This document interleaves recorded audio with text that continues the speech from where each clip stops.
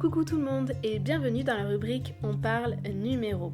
Je vous propose de découvrir à travers 4 podcasts la corrélation entre les 9 nombres premiers et les 4 éléments. Partons à la découverte de l'élément feu.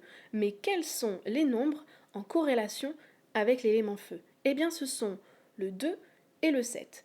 Comment savoir si tu as un tempérament haut? Eh bien, lors de l'établissement de ta carte des nombres d'un thème natal, on va découvrir, ou non bien sûr, si tu as une grande majorité de nombres en 2 et 7. Qu'est-ce que cet élément eau va apporter à ta personnalité? Eh bien, sache déjà que l'élément eau gouverne le monde des émotions, de l'inconscient, de la sensibilité et des sentiments. Alors, on va retrouver de là qui en découle, on va retrouver des caractéristiques dites, je mets des guillemets, positives et dites négatives. Commençons donc par le positif.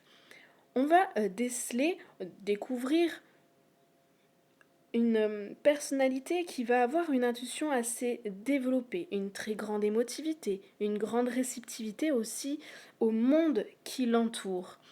De par ce fait, ce sont souvent des personnes empathes. On retrouve également chez ces personnes de grandes qualités créatrices et artistiques.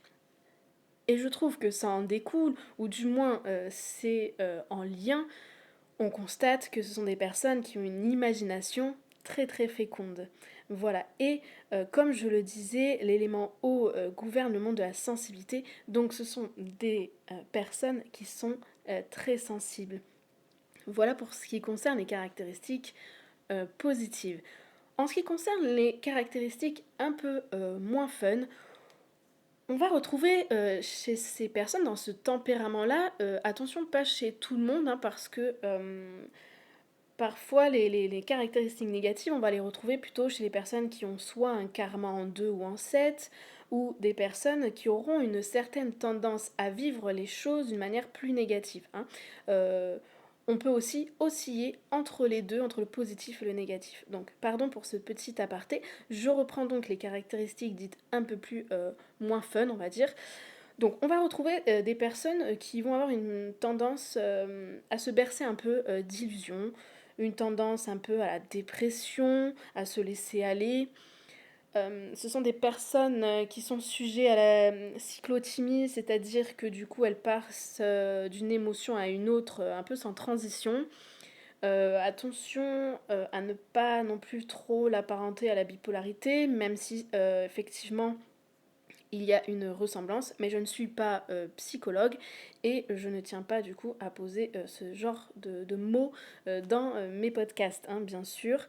Ce sont des personnes aussi qui semblent assez vulnérables et qui peuvent montrer une très grande hypersensibilité. Alors, sur ce mot hypersensibilité, dans la partie on va dire plus péjorative du tempérament haut, je souhaiterais mettre un petit bémol parce que moi-même étant hypersensible, euh, je me trouve un peu légitime à pouvoir du coup faire ce petit bémol.